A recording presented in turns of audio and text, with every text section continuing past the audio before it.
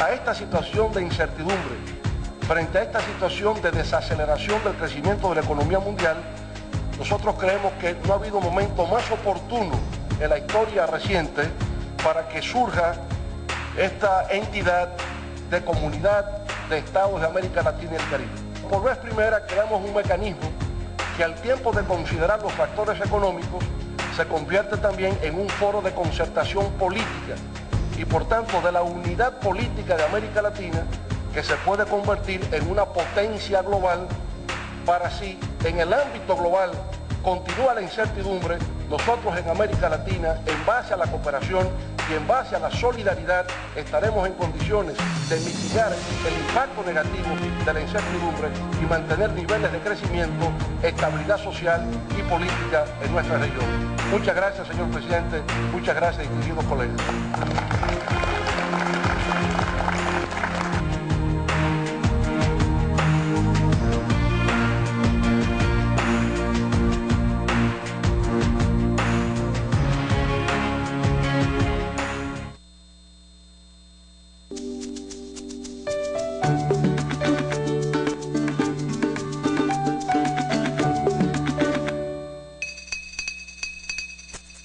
El pasado 30 de noviembre se reunieron los diferentes cancilleres de la región para discutir los documentos fundacionales de la Comunidad de Estados Latinoamericanos y Caribeños.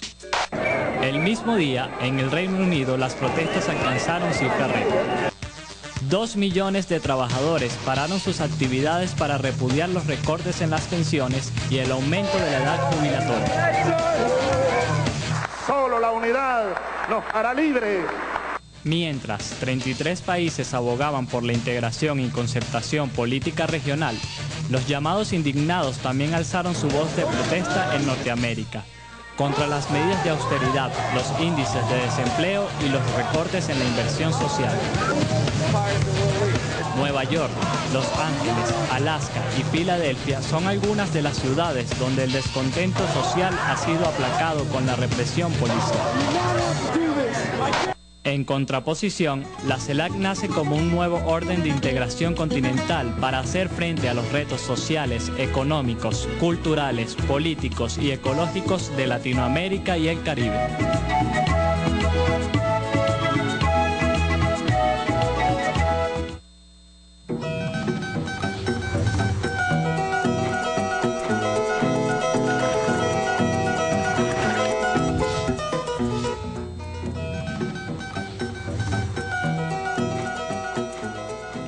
Seguimos en este debate socialista.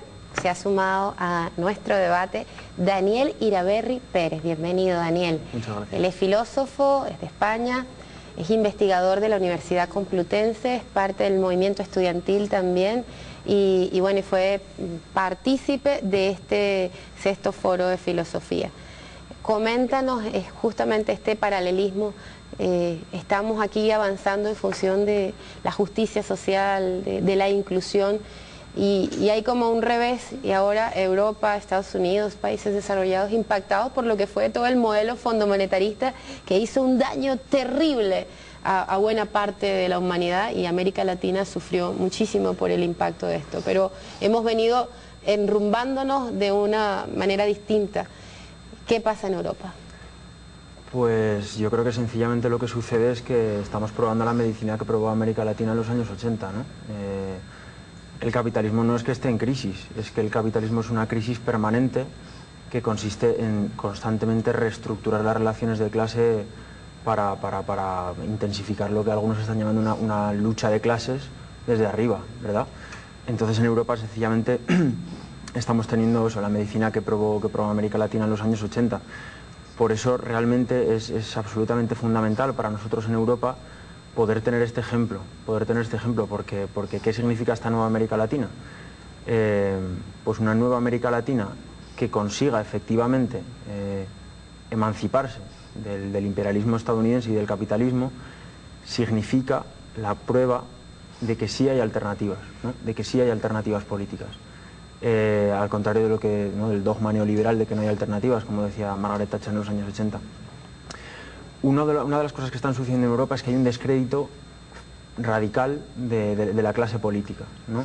Digamos que hay un desapego hay mucha distancia entre lo que la gente siente políticamente en las calles, en las asambleas, en las plazas, y cómo eso queda representado en el Parlamento. Eso por un lado, al margen de que los parlamentos ya no deciden absolutamente nada, como sabemos, ¿no? De hecho el capitalismo se está quitando la careta y directamente están ya nombrando a dedo a unos banqueros que son los que están dictando los planes de ajuste sin ningún tipo de cobertura democrática, ¿no? Es decir, ya no necesitan ni el barniz entonces, claro, para muestra, digo, del contraste, una de las actividades del 15M en España es la siguiente. En España tenemos un gravísimo problema de la vivienda. Tenemos millones de casas vacías y mucha gente en las calles. Las casas están vacías porque son propiedad de los bancos, ¿no? Con el boom inmobiliario, los bancos se dedicaron a comprar suelo, a construir casas para especular, para vender. Entonces esas casas son propiedad de los bancos y la gente está en las calles. Entonces, y ahora está habiendo muchísimos desahucios, ¿no? Con la crisis la gente no puede hacer frente a las hipotecas y está habiendo constantemente desahucios, la gente se está quedando en las calles. Entonces, una de las actividades del 15M consiste justamente en cada vez que nos enteramos de que hay algún desahucio, intentar detenerlo, intentar pararlo. Claro, la diferencia, ¿no?, de la racionalidad de un sistema que consiste en echar a la gente de las calles. Por ejemplo, hace poquito, en un día, un banco desahució a una anciana y a su hijo minusválido de su casa porque no podían pagar la hipoteca. Y al día siguiente hubo que rescatar con el dinero público, con el dinero de todos, a ese banco. Horror. Creo que es una anécdota que refleja la racionalidad de nuestro sistema, ¿no? Y frente a esto, la respuesta que estamos empezando a tener es así de precaria, ¿no? Es decir, las asambleas, la gente en los barrios se revuelve contra esto, intenta construir desde abajo, intenta hacer frente a esta racionalidad suicida del capitalismo. Los desahucios, digo, son los desalojos, justamente sí, porque se legisló en Venezuela esta ley de arrendamiento, era para evitar estas prácticas que son absolutamente inhumanas, degradantes. Claro, entonces el contraste, si lo miramos por ejemplo en este punto, en el marco del sexto foro de filosofía, ¿no?, tuvimos la oportunidad de visitar el complejo habitacional de Fabricio Ojeda, que es un complejo habitacional de 7.000 viviendas que se están construyendo en la misión vivienda para alojar a gente que no... Es decir, aquí hay un problema, claro que hay un problema de la vivienda, hay gente que no tiene casa, incluso con las riadas, ¿verdad?, con las lluvias, hay gente que se ha quedado directamente sin nada, y entonces con el dinero de todos se construyen casas para meter a la gente en una casa, ¿no? Es decir, es la racionalidad exactamente opuesta. Entonces... Allá con el dinero de todos se salvan los bancos. Exactamente. Para que desalojen a la gente. Eso es. Brutal. Bueno, mientras nosotros entonces estamos trabajando en función de la igualdad, de la inclusión, estamos viendo lo que pasa en Europa, porque además hay, en el caso de Estados Unidos también, una represión, una brutalidad a nivel de los cuerpos de seguridad terrible. Pero creo que es emblemático, sobre todo en el tema del Estado. Nosotros fuimos a un proceso constituyente, que fue la promesa del presidente en el año 98, fue ir a la refundación de la República. Nuestro comandante habló de la refundación y fuimos a proceso constituyente, participaron los indígenas, los obreros, los afrodescendientes, las mujeres, los medios comunitarios, todos los colectivos organizados. Pero es muy significativo que se le haya ocurrido a Grecia plantearse un referéndum para la aplicación de las medidas fondomonetaristas y que haya sido sacado el presidente, ¿no? ¿Qué comentario con el tema de cómo funciona la Constitución y las leyes en el escenario del capitalismo? Bueno, es la barbarie jurídica, la barbarie política, la barbarie de todos los valores que en alguna ocasión hemos querido construir y que en este momento de la crisis que el capitalismo es y significa, bueno, sobrepasa sus propios récords, ¿no? Me parece una categoría que tenemos que incluir en todo esto, en toda esta caracterización, y es que también hay una disputa simbólica profunda en la cual te mando el mensaje, te mando el ejemplo de que por encima de cualquier otra figura de representación o de participación social o de construcción popular del gobierno, por encima de cualquier cosa el capitalismo pone a sus gerentes, y esto no es una metáfora, literalmente los impone para que sigan haciendo las tareas del propio capitalismo en el saqueo total de la riqueza de los pueblos, de sus riquezas naturales, de la agresión a los ecosistemas y especialmente la agresión a la conciencia de los pueblos. este mensaje tiene un carácter también didáctico. No nos olvidemos que el capitalismo no se contenta solo con adueñarse de la materia prima o de la mano de obra, también quiere arrodillar tu conciencia, también se trata de someterte en el campo de la subjetividad y de dominar la cabeza de las personas. En ese territorio el capitalismo está desesperado por una avanzada contra la conciencia. Por eso también siempre que analizamos críticamente todas estas estructuras, debemos ver la importancia de la ofensiva, de las armas de guerra ideológica contra la población, porque además se trata de que tú aceptes que los bancos hoy te quitan tu casa, aceptes que tienen derecho a eso y encima termines agradeciéndoselo. Porque la manipulación mediática dirá, un día agradezcamos a los señores banqueros que tan buenos han sido de primero salvarse ellos porque son referente consustancial del sistema.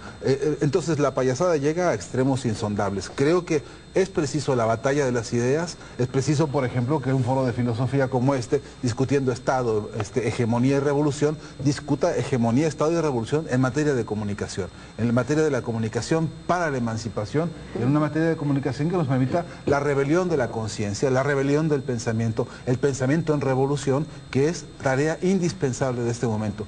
Ya Venezuela puso la mesa para que se haga un encuentro como este del CELAC, ya puso la mesa para hacer una cosa récord, histórica, 3 cumbres de presidentes en unas cuantas horas, además un foro de filosofía con la envergadura que este tiene. No hay manera de evitar entender y reconocer el gran mensaje de Venezuela, el gran mensaje que quiere decir, sentémonos con las ideas en la mano, confiados en lo que pensamos y en lo que queremos, a construir el mundo que es posible, que es urgente y que tiene que ser mejor. Y eso creo que está en la clave de la vanguardia revolucionaria que Venezuela hoy por hoy es, como acción política y como acción de espíritu y amoroso también, ¿no? Carmen, el proyecto bolivariano, como dice el comandante Chávez, no es el sueño de Bolívar, es el proyecto de Bolívar por el que trabajó y por el que casi libera medio continente. Si se lo hubiesen permitido, libera todo. Ese proyecto plantea una unidad en bases totalmente distintas a la unidad que se plantearon los europeos, donde ahorita van a ver cómo sacan a Grecia y cómo eliminan y cómo empiezan a hacer la unión a partir de estas cosas que son terribles, ¿no? Que es el saqueo de los pueblos. El pensamiento filosófico que acompaña esta unidad, con todo lo diverso que somos. Quisiera una reflexión sobre eso. Es que, fíjate, hay una diferencia muy marcada entre cómo se construye esa unidad europea, y de hecho el nombre de ellos es Comunidad Económica Europea. Nosotros estamos tratando de construir ahora es la Comunidad de Estados de América Latina, que habría. Son 2 tipos de unidad en iguales diferentes. Condiciones nuestros países del Caribe, con Argentina o México. Y con todos ellos. Son los principios que animan al ALBA. Es una unidad construida en base a la solidaridad, a la complementariedad, no sobre la competencia, que es la que sí va en la Comunidad Económica Europea. Hablar de competitividad implica que el otro es tu rival, que el otro es tu enemigo, que tú tienes que derrotarlo y que en la medida en que tú lo aplastes, en esa medida tú escalas más alto. Cuando tú hablas de solidaridad, vamos juntos por el mismo camino y vamos a llegar juntos. Si tu paso es más lento, yo hago más lento el mío para que lleguemos juntos. Son 2 concepciones completamente diferentes. Cuando Bolívar plantea la unidad de América, la está planteando es de eso, desde la solidaridad, de que somos todos iguales, todos comulgamos, digamos, con unos mismos, un mismo basamento cultural. Era común escuchar en el discurso de esa época que compartíamos, bueno, unas mismas costumbres, una misma lengua, una misma religión, con lo cual nos descubríamos como hermanos. Y además nos hermanaba el hecho, como se decía también en la época, de ser oprimidos del mismo modo. Y como oprimidos del mismo modo, nos juntamos para rebelarnos también del mismo modo y derrotar a ese enemigo común. Y lo derrotábamos ¿para qué? No para humillarlo, no, para que nos dejara ser lo que nosotros en el fondo éramos. Entonces las diferencias con la unidad que se subyace a la Comunidad Económica Europea es muy diferente. y no podía sostenerse mucho más, porque no fue construida sobre la base de la unidad de los pueblos, ni de la unidad de culturas, ni del hermanamiento, sino en base a hacer a la región europea competitiva y aprovechar y desarrollar la riqueza y siguiendo los mismos mecanismos de explotación de los pueblos del sur. Muchísimas gracias, Carmen, Fernando, Daniel. Yo quisiera que Daniel, ya que es nuestro invitado, que viene de esa experiencia de indignados, que seguramente pasarán a una fase ya de construcción también de estados verdaderamente al servicio de los pueblos, un mensaje final a América Latina y a partir de este momento que compartiste con nosotros. Pues el mensaje final es que gracias y que adelante y que todo depende de esto. Es decir, si esto sigue para adelante, pues es posible otra Europa, es posible la Europa de los pueblos que siempre ha sido abortada por el imperialismo de Estados Unidos, por la OTAN, etcétera, y que dependemos de esto, vamos, que depositamos todas nuestras esperanzas en este ejemplo y en este camino. Muchísimas gracias, Daniel. Bueno, nosotros nos volveremos a ver en un próximo debate socialista.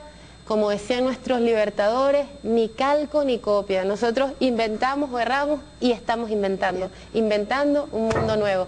Hasta la próxima. Vamos a cerrar con nuestro comandante presidente justamente en esto que fue el acto inaugural del CELAC. El día que logremos esa unidad, si el cielo nos proporciona ese voto, entonces construiremos en este nuevo mundo la madre de las repúblicas y la reina de las naciones. Frases de Simón Bolívar. La reina de las naciones y la madre de las repúblicas. Hoy, bueno, la comunidad de estados, que incluye las repúblicas, los gobiernos, las instituciones de los estados y sobre todo y especialmente nuestros pueblos. Sin pueblos no habría unidad. Sin la movilización de nuestros pueblos, de nuestras sociedades, no habría, seríamos un cascarón vacío. Llenemos este proyecto de pueblos, del impulso creador y creativo de los pueblos, y lo lograremos. Y lo lograremos. Debe nacer, como nace la comunidad de estados de América Latina y del Caribe, con ese impulso vital. Y con la voluntad de construir un proyecto, un gran proyecto. Estoy seguro que nosotros lo haremos.